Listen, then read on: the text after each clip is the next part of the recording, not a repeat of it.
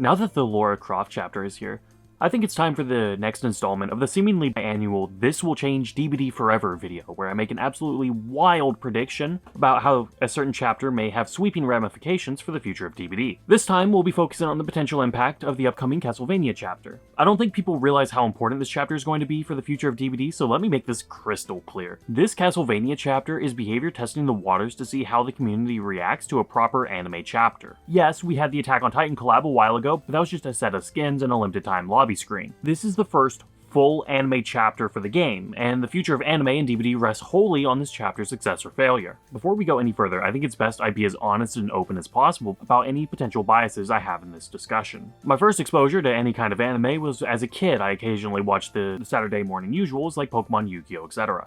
And my only other exposure was during the time period when I was planning on quitting this channel to move to a more variety-focused one. I wanted to get a head start on my upload schedule, so I played and scripted about 10 episodes of a series where I played a bunch of overtly hated games to see if the public perception was justified. Naturally, over half of these games were anime-style games, and with the exception of 2 that I ended up liking actually quite a fair bit, these anime games were among the worst gaming experiences in my life. And that's not an exaggeration. Honkai Star Rail made me want to die. Not bad if you're setting an example for the brat. Remember to come back tomorrow. I have to think of some more tests first. Okay, wait. Wait, is that the end? You're telling me I have to wait a full 24 hours to play this part? This was the only fun part of the game. What do you mean I have to wait 24? Just get me out of here. So to put it simply, I don't like anime. I'm not some too edgy for you absolute anime hater, but it was seriously not my thing. That being said, I do try and keep myself more open-minded about these things, especially when it comes to DbD. Because of this, I recently played one of the Castlevania games on stream, and while I didn't get too far, I did overall enjoy the experience, even though this was my first time ever playing a Castlevania game. I hope this paints my biases clear enough. It's always hard to balance not giving a whole life story versus making my initial stance clear enough, so I hope this strikes that happy medium. And with all that self-yap out of the way, let's get back to the discussion at hand. My biggest evidence for this claim is the fact that out of everything, they specifically chose Castlevania. For those of you who don't know, Castlevania got its start as a 2D side-scrolling action game with heavy horror themes for the NES. This game was so successful that it ended up creating an entire franchise with a whopping 29 sequels and spin-offs released around the world before spawning its anime counterpart. Despite such a large history as a game franchise, Castlevania nowadays is mostly known for being an anime, due to 1, the show's wild success, and 2, it being over a decade since the last Castlevania game came out. This dual perception of being both an anime and a game allows them to test the waters without straying too far from what's already widely accepted by the DbD community, which in this case is licenses based off of action horror games. But this isn't just wild speculation. Okay, yes it is, but I swear I have a lot more evidence for this. So let's take a step back to when DbD first started testing the waters with said action horror games. Their first foray into the action horror genre was with Chapter 3.5, which released on the 18th of March 2017 when William Overbeck was added to the Steam versions of DbD only. This was their only attempt into the medium for years until the first full chapter involving a license primarily known for its games, Chapter 16, better known as the Silent Hill chapter, was released. Silent Hill notably is an action horror game franchise that had several horror movies based off of it. At the time, DbD was considered a place for horror movie icons only, but thanks to the Silent Hill movies and how beloved the first few Silent Hill games were, there was virtually no pushback against this chapter, even if it slightly strayed away from the established pattern of content. Now that it's been a few years where behavior has gradually increased the amount of action horror licenses that we've gotten, the majority of the most fan-beloved and highly requested licenses are from game franchises, regardless of if they have movies or not. Which is all thanks to the boiled frog style of introduction that behavior has used to shift the community's opinion on horror game adaptations. And is it just me, or does this sound pretty similar to what's currently happening with anime licenses? A small, limited test license followed by a larger chapter that has a footing both in an established medium that is deemed okay by the community, and also has a strong footing in the medium that they want to break into. Now obviously coincidences do exist, but I think either way it's a very interesting parallel. Now before we talk about whether this shift would be good for Dead by Daylight, I think we should explore the potential reasons why behavior would want to break into the anime medium. To address the elephant in the room, yes, DbD is running out of traditional licenses, but that's not the real problem. They're especially running out of licenses that are popular enough to make back the investment it takes to make these licenses. A lot of people forget that Behavior isn't some small single-team indie dev studio anymore. They're a sizable studio working on multiple other games, none of which, mind you, have been successful. As much as I would love to hit Meet Your Maker with that El Bozo rest in piss try not ripping off mobile games next time pack, it's clear that Meet Your Maker's failure seriously hurt Behavior. While I have no way of knowing this for certain, I do find it interesting how close those massive behavior layoffs were to them going, "Oh, Meet Your Maker isn't going anywhere, the team is just moving off to other projects," like they're trying to convince their child that no, the bunny did not get into a horrific blender accident, it just went to the farm. This means until one of Behavior's other games pops off, they can't afford to go after these smaller or more niche licenses, so they need access to as many large moneymaker licenses as possible. A perfect example of this limited license pool is how Behavior considers the Alan Wake chapter a financial flop. Which leads us to our next potential reason. Anime licenses, while maybe not as popular in the West, are going to make absolute bank in Japan. It's very easy to forget just how popular DbD is in Japan. For those of you that don't know, it's crazy popular. Stupid popular, even. As in, limited time pop-up DbD themed cafe. Stupid popular. And aside from the Sadako Rising chapter, the majority of the licenses cater primarily to the Western audience of the game.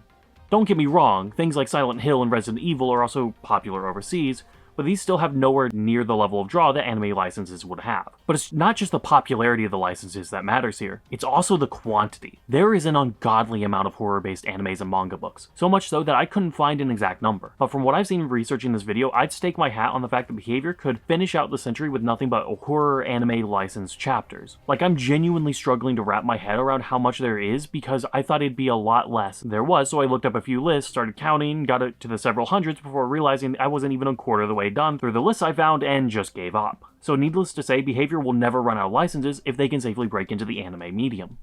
If we also count manga books as part of anime, which I am because they're the exact same thing, just one's a book and one's on TV, then everything I've said becomes even more true.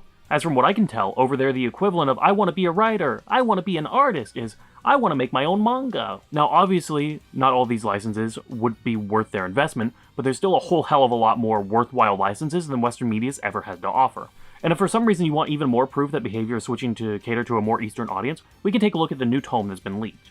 The next tome has been leaked by Dweet to be centered around the Spirit and Yui, two characters who are incredibly popular in Japan. How popular? Well, I think this fun fact will paint the picture perfectly fine.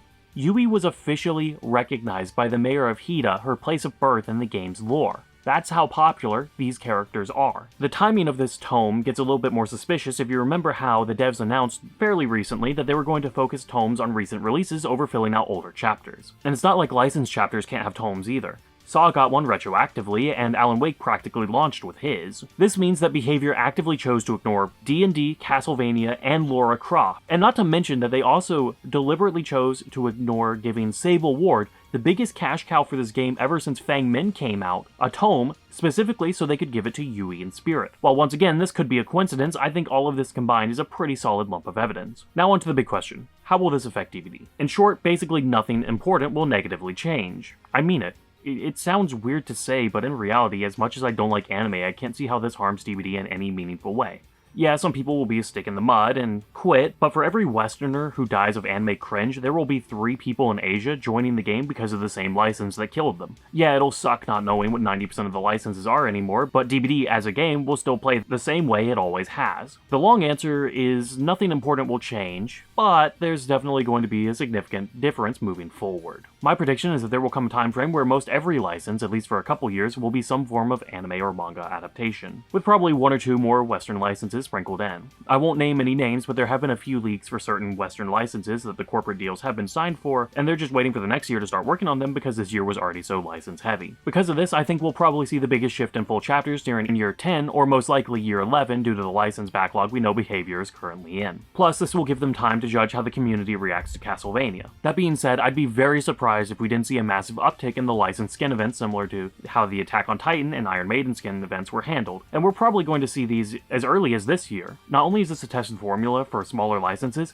it's also a way Behavior can capitalize on these more fringe licenses without breaking the bank. Plus, licensed skins in video games are very common over in Asia. And not just for traditional licenses. Name a large company that operates over there and odds are they have a promotional skin in some random game. And while I doubt we'll see a KFC-inspired Dredge skin coming anytime soon, no matter how dope that would be, we will most certainly see an uptick in licenses joining the fog via skin packs.